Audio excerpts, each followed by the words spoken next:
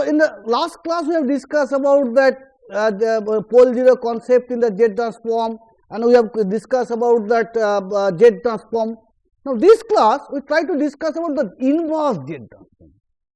What is an inverse Z transform? So, if you see the inverse, what do you mean by that? So, I have an xz. Can I get back x of n? So, xz is given to me. I want to find out the x of n. Like the hz is given to me. The transfer function is given. I have to find out the impulse response of the transfer function. So, that is called inverse Z transform. What is the definition? The procedure for transforming from Z domain to the time domain is called inverse Z transform. So, xz is given. I have to convert it to time domain signal x of n. So, x of n, I can say it is 1 by j 2 pi integration of x of z into z to the power n minus 1 dz. So, this is the integration. Why this C is given? C is called ROC. Within that ROC, closed contour of the region. C denotes the closed contour of the region. So, that means within that ROC or closed contour, I have to integrate xz to get back the x of n. So, this is the definition. So, what is the procedure? There is a three procedure of inverse Z transform. One is called direct evaluation of the equation based on the contour integral. If you see, this is a contour integral function. I am not going details on the contour. So, you know the Cauchy integral it is called. We have already done it in mathematics course. So, using contour integral, if I know xz, directly I can apply contour integral to find out x of n. Next method is power series expansion. Expands by long division and partial fraction expression. So, these are three methods used for inverse Z transform. Now, what is power series expansion? How do I do that power series expansion?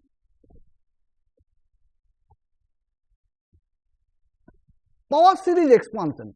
So, as you know, suppose I forget about that what inverse. Suppose you know that I have a function hz. Let's say hz is a transfer function which is nothing but like this: 1 plus 2 into z to the power minus 1 plus 3 into z to the power minus 2. Like this, let's say. Then what is the meaning?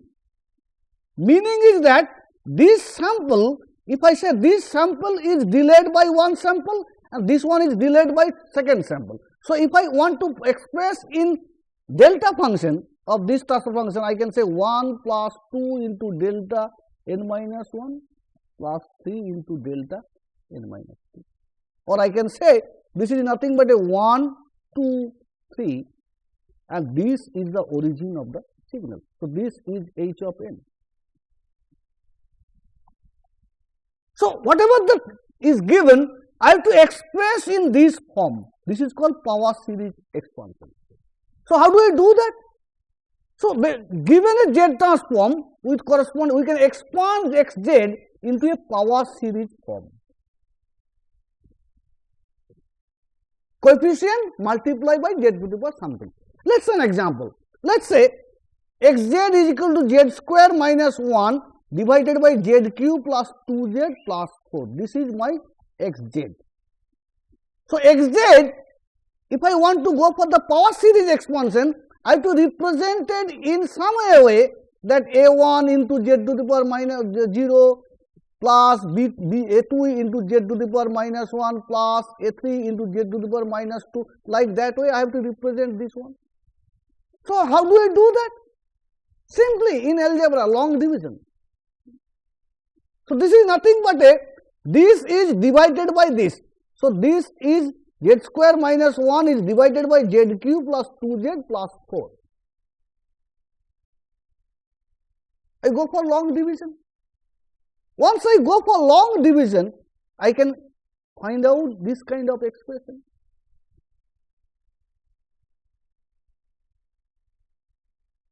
So this is the expression. So if this is xz expression, then I know. So what is there? Z to the power 0 is not there. That means 0 into delta n. Now 1 into z to the power 1 sample delay delta n minus 1. 2 into 0 into delta n minus 2. 3 z to the power n minus 3. So I can say x of n is nothing but a x of n is first sample is 0, second sample is 1, third sample is 0, then minus 3, then minus 4. Like that way I get the time domain signal x of n.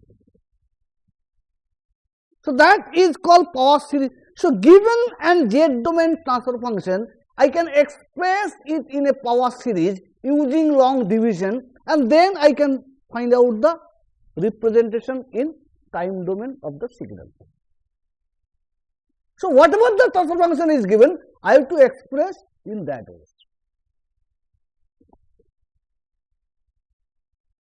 So how do you do that? Yes, simply a long division method.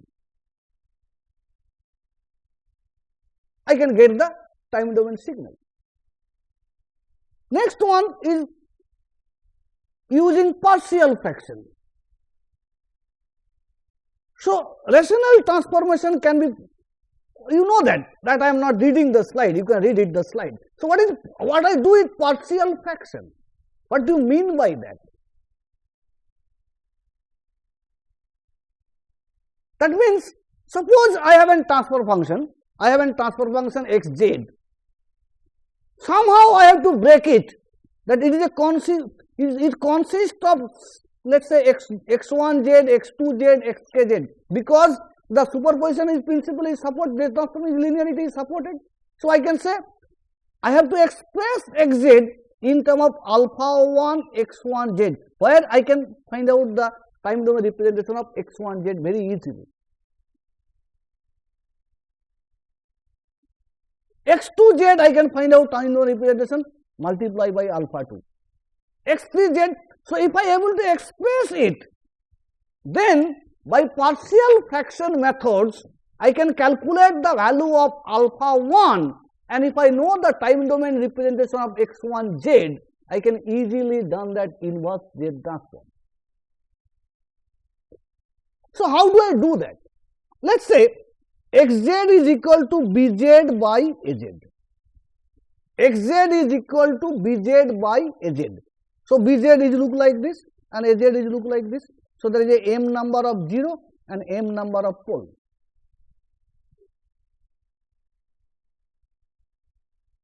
Now if I make it positive power b0 z to the power, so if it is m is less than n, if I multiply by z to the power n, so I can say b0 z to the power n, b1 z to the power n minus 1 and bm z to the power n minus m, and lower side also I multiplying z to the power n.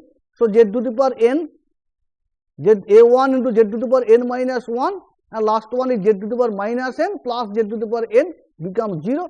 So it is an. So it is only positive power of z. Now I said xz by z is equal to b0. So I just take one z this side outside.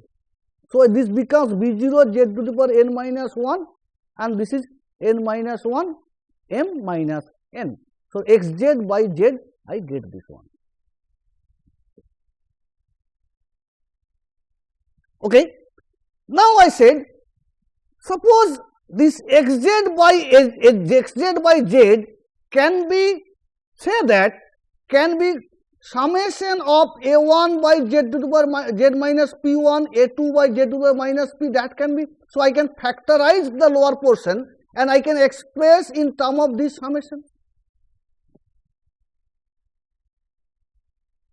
Now I have to determine a1, a2 and an. How do I determine a1, a2?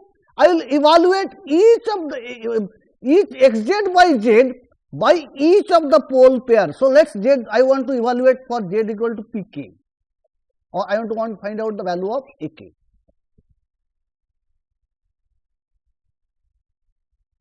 Okay.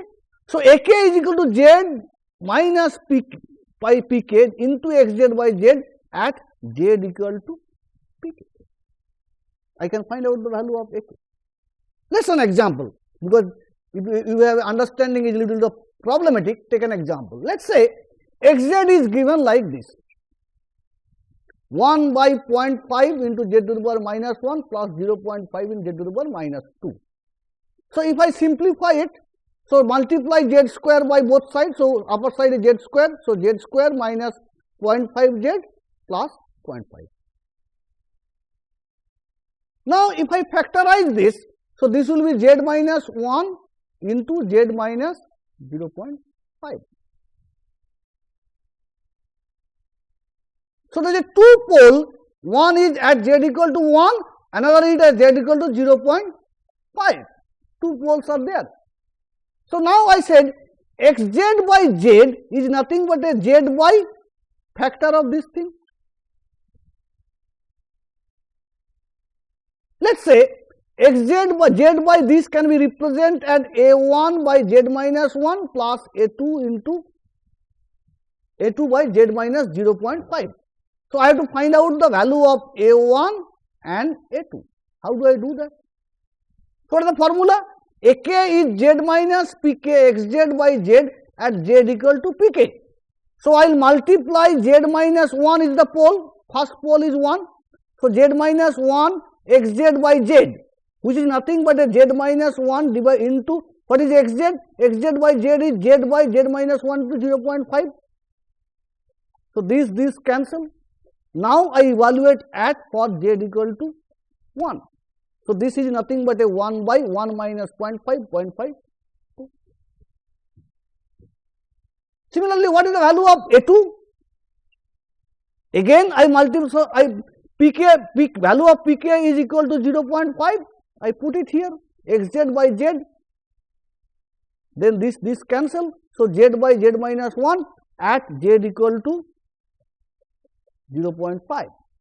So 0.5 by minus 0.5, which is nothing but a minus 1. Now once I get that, then what is the equation? I know xz by z is equal to 2 by z minus 1. So a1 value is 2 and a2 value is minus 1. So minus 1 by z minus 0.5.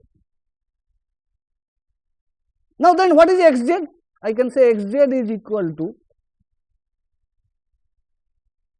2 into z by z minus 1 plus minus z by z minus 0.5. What is z by z minus 1? It is nothing but a un.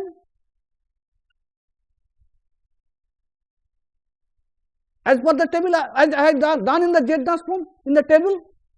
Similarly, what is z by z minus 0.5? It is nothing but a 0.5 to the power. So you know that a to the power n un, the z transform is equal to z by z minus a. So here a is 0.5. I can say this is nothing but a 0.5 to the power n into un. So this is my xn. So I can calculate the inverse transform using fraction, partial fraction, or I can calculate the inverse transform using power series expansion, or I can calculate the inverse transform using contour integral. So those are the procedure to compute inverse z transform. Let's say another example. Let's say xz is this one. Find out x of n. So if you see that this I can say that xz by z. So what will be the xz by z or xz in positive? So it is there 1 plus z to the power minus 1. So I can say if it is positive, I want to make it positive. So z square. So z square plus z divided by z square minus z plus 0.5. So I can say xz by z is equal to z plus 1 divided by z square minus z plus 0.5. Now you factorize this portion, so that is P1, pole 1 and pole 2, P1 and P2, because it comes in complex. So if it is complex pole P1 and P2, so I can say this can be expansed as a A1 divided by Z minus P1 plus A2 divided by Z minus P2. Now I have to find out A1. So when I find out A1, so A1 equal to Z minus P1 into xz by z. I have to evaluate at z equal to P1. Similarly, I can find out the value of A2, z minus P2, xz by z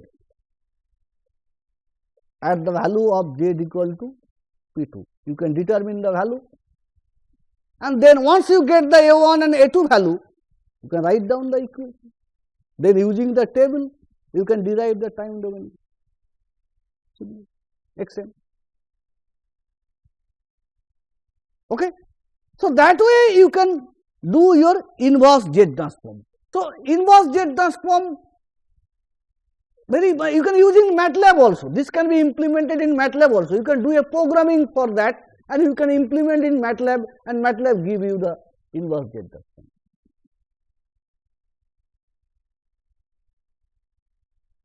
How do you estimate the initial value and final value of the transfer function xz? If I say that find out the initial value of xz, you know that I can apply initial value theorem. I can find out the initial value. Once you do it, you check it whether the initial value in inverse transform is satisfied or not. Final value also you can set. You can find out initial value and initial value theorem, final value theorem. So what we have learned in this whole week, the Z transform, properties of Z transform, pole zero concept, and inverse Z transform. So those things will be used in signal processing. So this Z transform is purely mathematical. You can go details on Z transform. There is a lot of things are there in the Z transform. You can use it. So Z transform, you have to remember only Z transform is nothing but a transform which represents the signal, time domain signal to a Z domain. Z is a complex domain. So I am representing a time domain signal in Z domain, which is a complex domain, which is called frequency domain, look like a frequency domain. When I use it, why will we utilize Z transform? When we design IIR filter, that time you can see that we use Z transform most of the case. Z transform give me the pole zero concept of the system. So once I get that Z, I can determine how many poles are there, how many zeros are there. Poles are related to the resonant frequency, zeros are, so zeros means for which Z value the systems become zero. I can design HZ, we can say implement HZ either in all pole model or all zero model. When I use in all zero model, you can see that when we go for the filter design, either all pole filter or all zero filter, we go for design. I can implement HZ in all pole type and all zero type. So those are the pole zero implementation. Zero are related to the system function equal to 0, poles are related to the resonance. Think about a real example. So what you connect with the resonance with Z transform? So I can say any physical system, have you heard about the natural resonance frequency? So I have a system which is a second order physical system. What is the meaning? Second order means I have a two-pole system. So two poles means there is two resonance frequency are there. One is Z1, another is Z2. Two fervent frequency I can get.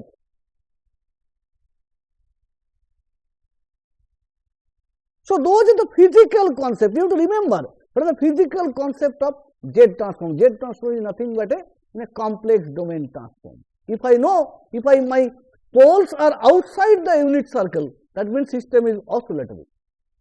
If I pole inside the unit circle, system is stable. If the on the unit circle itself, it is self-oscillatory in nature. So those things we can predict from the Z transform. Okay, thank you.